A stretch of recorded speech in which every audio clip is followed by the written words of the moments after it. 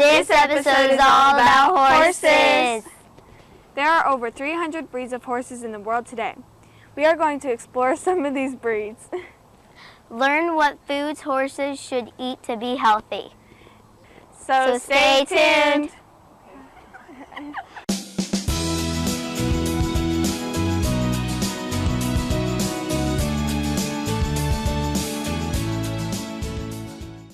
Hi, I'm Sarah, and I'm here with Miss Lori. She's going to tell us the different parts of a horse's body. We'll start here with the muzzle. This is Hope's muzzle. Her lips. Her ears. This is called her poll. We can go down her neck, to her wither, to her shoulder, right down to her knee, down to her ankle, and to her foot. We can go down her back, to her croup, to her tail, and down her back legs. She has hocks in her back legs, like our knees, and ankles and hooves, similar to the front. The hocks and the knees are a little different. The hocks are like the elbows on us, so they're in the rear. Horses are hoofed mammals. They can sleep both standing up and lying down. Male horses are called stallions. Female horses are called mares, and young horses are called foals. Horses can live up to 30 years. A horse's anatomy enables it to have a well-developed sense of balance and speed. Horses have about 205 bones in their body. A big difference between our skeleton and a horse's skeleton is that a horse does not have a collarbone. A horse also has no muscle in its legs below the knees. Instead of feet, horses have hooves. Some of the hoof is made from the same material as our fingernails. To protect the hoof, horse owners often put horseshoes on them. The hoofs actually are made up of a lot of different components. They have a hoof wall that leads to a white line, that leads to the sole, that leads to the coffin bone. The coffin bone is the very last joint in their leg, last bone. So very important for a 1,000-pound animal to have good feet, good hooves. Horses' teeth are made for grazing. Some teeth are made for biting off the grass, and other teeth are made for chewing. Their teeth, they have puller teeth in the front that they pull the grass with, as you can see, the front teeth. And then way back here, they have a gap here, and then way back here is their chewing teeth. So they actually pull their food with the front and bring it back here to chew it in their jaw. These are all their chewing teeth back here. Nothing here. So that's where the bridle or bit goes, so there's no teeth. A horse's senses are very sharp. They have the largest eyes of any other mammal. Because their eyes are positioned on the side of their heads, horses have a range of vision of more than 350 degrees. That's almost all the way around them. They do have a third eyelid in case, as you see with race horses, when it's muddy, like a muddy track, they have a third eyelid that will clean off their eyeball. So that's kind of unique to us. Something we don't have. A horse's hearing is very good. Each ear can rotate from the front to the back. This enables them to hear all around them. The ears can turn separately, so she can have one forward, she can have one back, depending on what she's paying attention to. She could be listening to you over there and actually listening to me at the same time over here. They move independently, depending on what she's paying attention to and not sleeping. Is it true that it doesn't hurt when you pull on their mane? That's very true. Some horses are more sensitive than others, so you can get some that it might tickle, so they'll kind of like a fly landing on them or something. So it depends on the sensitivity of the horse, but no, they don't usually feel it. Do you know why? The nerves in their neck just don't even go there. Thank you for telling us these different parts. For Girl TV, I'm Sarah. Bye. So much news in so little time. I know. Isn't the Herald Tribune just packed with valuable and trusted information? I really like the horoscopes, comics, and puzzle pages. How about all the local sports and event articles? Having a lot of information makes me feel really strong and smart. Not to mention bold enough to talk about what's going on in the world. And did you hear that the Herald Tribune is partnering with Girls Inc. as a sponsor for the Celebration Luncheon? I think the Herald Tribune is a really bright spot in Sarasota. Thank you, Herald Tribune, for bringing the sunshine in our day. Hi, I'm Helena. And I'm Peyton. Today, we're here in Chile, South America, with vampire bats. Vampire bats live in North and South America. Vampire bats feed on a variety of types of blood, and they feed only at night. They feed on dogs, horses, cows, birds, goats, and other medium animals, but do not feed on humans. That's a relief. Vampire bats don't suck the blood from the actual body. They lick up the blood from the bite they make, and the animals can't even feel it. Did you know that vampire bats consume as much as half of its weight in one night? They weigh about 5 to 15 grams. That's about 5 to 15 paper clips. Don't worry, your dog will not be fed on, as long as you keep them inside at night. How do vampire bats find their prey?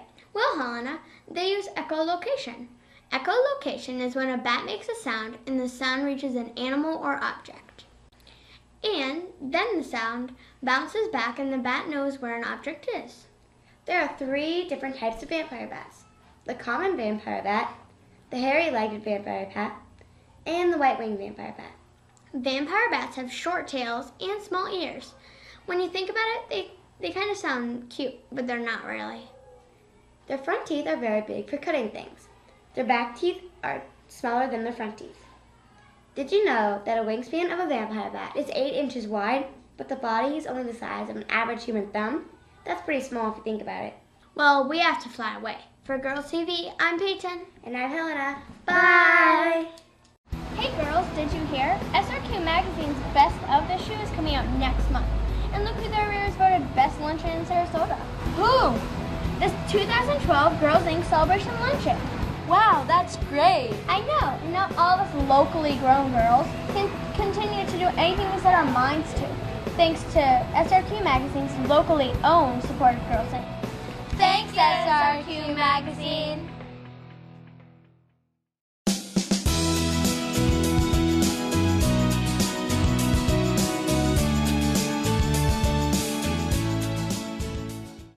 We're here at the InStride Horse-Assisted Therapy Facility in Nokomis.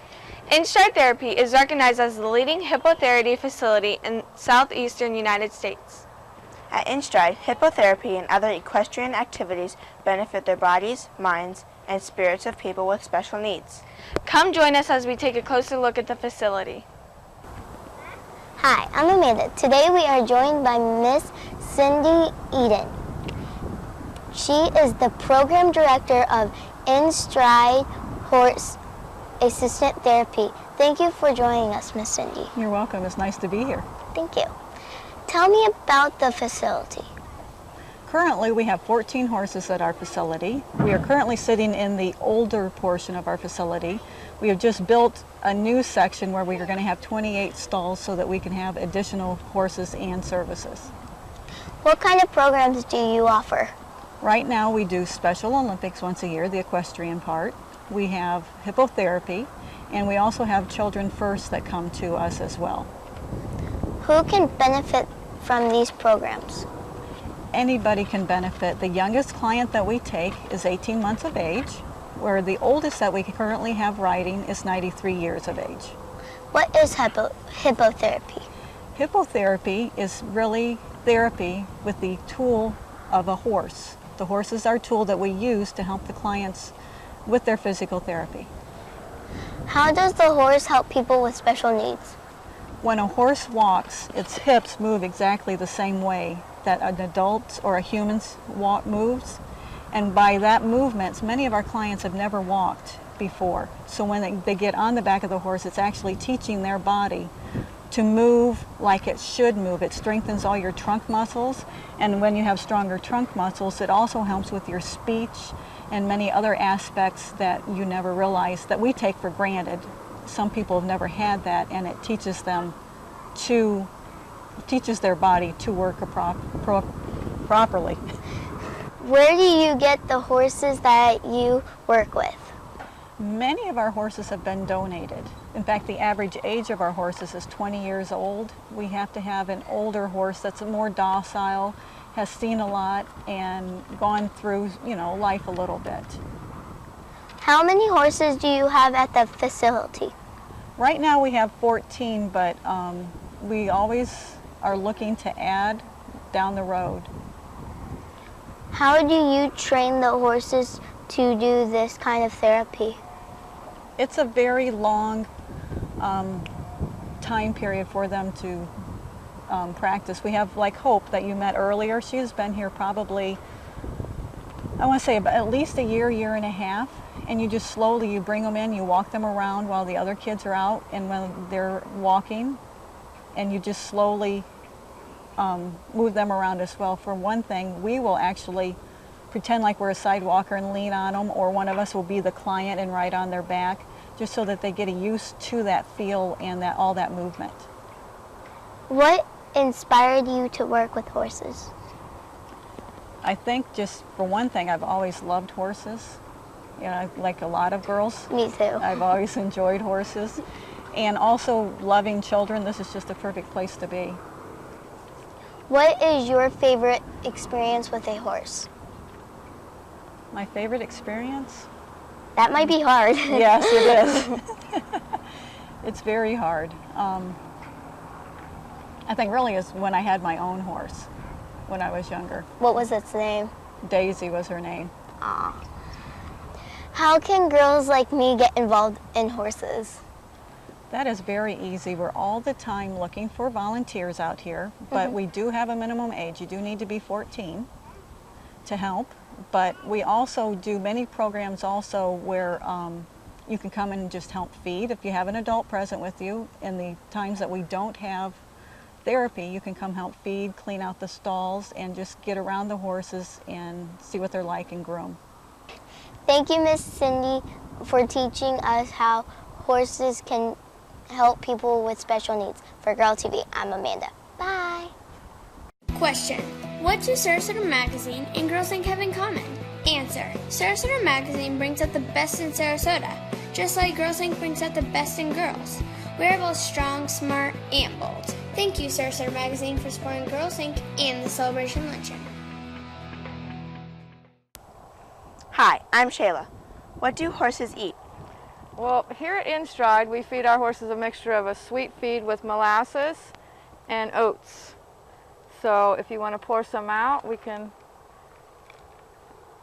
Is that just enough? a mixture of pellet and oats. They get that twice a day, and they also get hay twice a day. Do you ever drive by pasture and see a herd of horses eating? Well, horses are grazers and herbivores. This means that they eat grass and other plant material. Horses spend about 17 hours a day eating grass. A typical horse will eat about 15 to 24 pounds of food per day. They will also drink 10 to 12 gallons of water every day too. That's a lot of food and water. Compared to humans, horses have a pretty small stomach to fit all that food in. But horses have very long intestines to make sure that they get a steady flow of nutrients. How do you make sure your horse is healthy? We do a daily check on their water intake, as long as they're eating. Usually they're very happy. If they're not eating, that's definitely a sign that something's going on as far as they're not feeling well. Horses are very sensitive to not feeling well, so you have to really pay attention to that. We were feeding hay and oats to this horse named Hope. When feeding horses, it is best to keep your hand flat and let the horse come to you. Hope really likes hay. Just as humans need fiber in their diet to stay healthy, horses need it too. Eating hay gives horses the nutrients they need. The Observer. It's red everywhere. I'm Rihanna, focusing on Longboat Key. I'm Erica, focusing on Sarasota. I'm Peyton, focusing on East County. I'm Maya, focusing on Siesta Key. Wow, I love all the news about my neighborhood, Siesta Key. I just can't get my eyes off my neighborhood, East County. I'm enjoying the great event information about my neighborhood, Sarasota. I love everything new happening in my neighborhood, Longboat Key. And I just read the diversion section about the Celebration Luncheon and how Girls Inc. has inspired the Observer to support us. Thank you, Observer! The Observer. You, your neighbors, your neighborhood.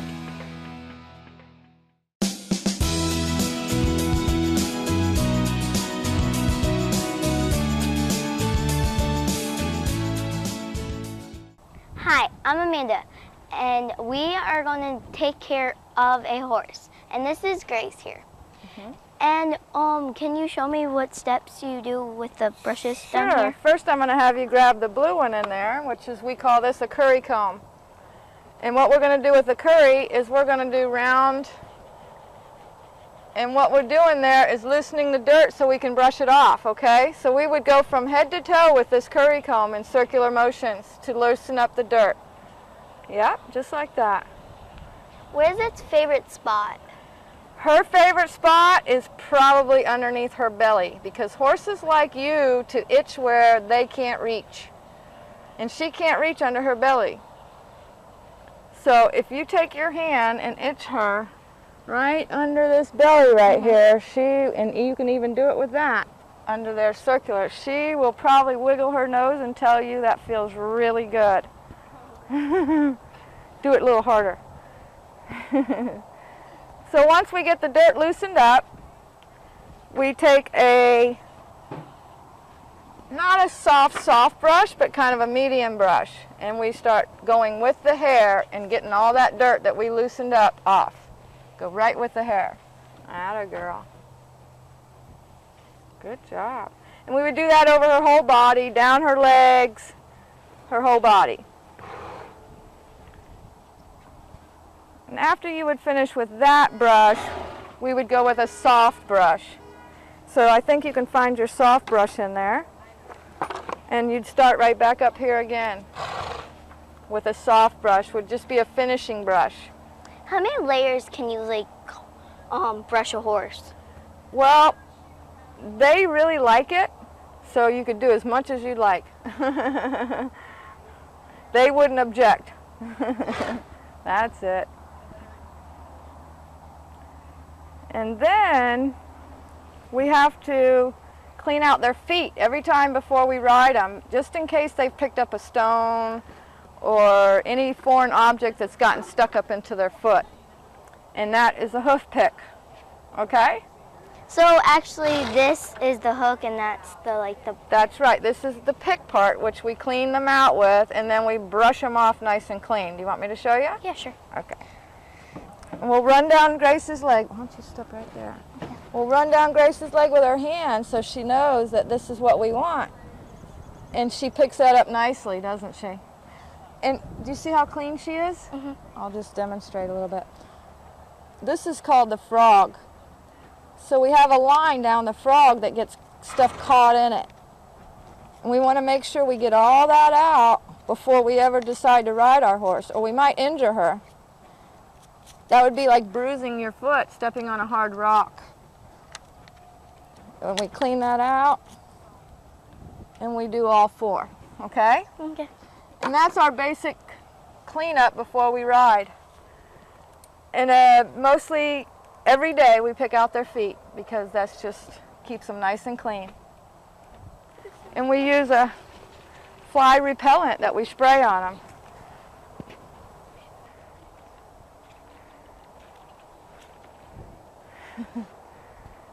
We use this to keep the flies from bothering them.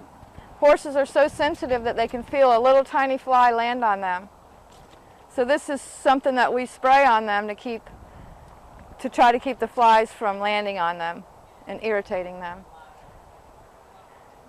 And she's spraying them. I think you got them. Yeah.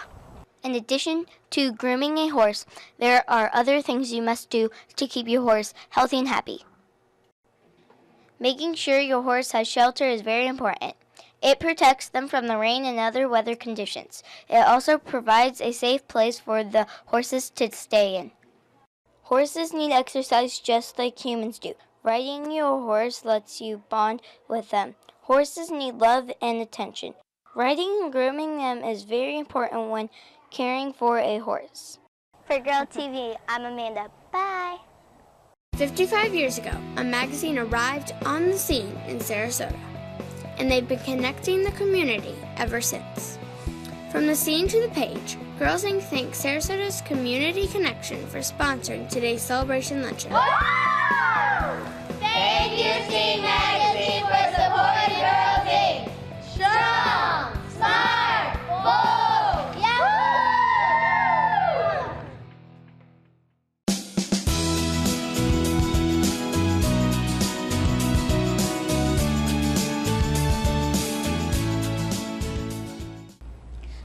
and welcome to Girl TV. I'm Peyton. Today I am also with Cheryl Gaddy, the president of CG Designs here in Sarasota, to interview her. And of course, she is a supporter of Girls Inc. We are delighted to have Cheryl here and find out more about her business and impact on her customers and the community. What inspired you to seek a career in design? Well, when I was a young girl, I really enjoyed taking care of the house. I enjoyed arranging perfume bottles, because in those days my mother had really pretty bottles of perfume. And so in some respects my mother encouraged it, and she encouraged and appreciated what I did around the house. And so I think she was probably my first inspiration. Did you first love art in elementary, middle, or high school? None of the above. I think I was about 19 years old, and I went to my very first art show, and it was actually an art auction, and I knew nothing about art, didn't really interest me. And I saw all these beautiful pieces being shown. And do you know who Salvador Dali is in St. Pete, the famous artist? They have a museum there. I think I've heard of him, but kind of not. Well, he's worth looking at, and he has some very different work, and that was my very first inspiration. So I saw a piece of his work, I fell in love with it, and I was hooked. So I was actually old, like 19. Do you need a college degree to be a designer? Yes, to be an interior designer, you need a college degree. There are a couple of ways that you can go about it. Actually, my degree is in business, but I took other classes for interior design. Were your first few jobs involved with designing? If so, where were they? My first job was actually selling interior products, floor covering, wholesale. I'm not sure if you know what the difference between wholesale and retail is, but it'll be interesting for you to learn more about it. And so it was done with the interiors, but it wasn't a lot of interior design with the first few jobs. And then when I opened my business, I went into interior design. What do you look for in your art? Personal expression, originality. The artist needs to express what they're feeling, and so I look for all types of design and color and expression. Where do you get your inspiration for your art? I really love to travel.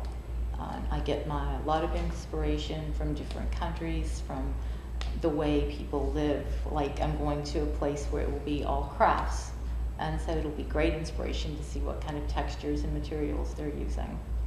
What do you look for in your workers? Well, let's see. When is it you graduate? I look for people who are self-motivating, who follow their own direction, as well as ask for direction when they need it. Loyalty, good work ethic is always the things that you look for. What was one of the biggest and hardest challenges you faced in building your business? How did you overcome it? I overcame it by working 7 days a week, pretty much 24 hours a day. For me, the biggest problem was money. I did not have money, and I was actually a single mom, and so that was a huge obstacle. I was able to borrow money at high interest rates, but it was a lot of work. Why did you choose to run your own business? Did you ever consider working for someone else? I did work for someone else up until I was 29 years old. And what I found was that I like to create an atmosphere in my environment that's very positive. And working for other people, they didn't always work that way. They weren't always positive, and I felt that was a downfall. So it made me it inspired me to create my own business environment. Do you have other hobbies in addition to your love for design? I love to cycle. And that's a big hobby of mine. I really do. I love animals, and so I like to spend time with animals. I volunteer a lot in the community. I was chair for the local Siesta Key Chamber of Commerce. I think it's very important to give back to your community and to help others. Where can we see some of your work around town? Well, I have some residential homes on Siesta Key that I've done, a couple that are in completion. I also did the interior design for the Daiquiri deck on St. Armand Circle. Why have you decided to support Girls Inc.? Well, because I think it's very important that young ladies have an opportunity to have mentors, to be informed and educated in all aspects of being female and what we can do. And because I want to say someday that when you're president, I knew her. Thank you. Have a great day. From Girl TV, I'm Peyton. Bye. Hi, I'm Shayla Brown, Girls Inc.'s 2012 Girl of the Year. Just as Girls Inc. is hosting our 24th annual celebration luncheon, West Coast Women is celebrating their 24th year as a courageous publication for the women of our area. I want to personally thank Ms. Louise and the entire staff for being one of the media sponsors for this year's celebration luncheon, and for giving me the chance to contribute this month's guest editorial. Take it from this West Coast girl, West Coast Woman is one strong, smart, and bold publication.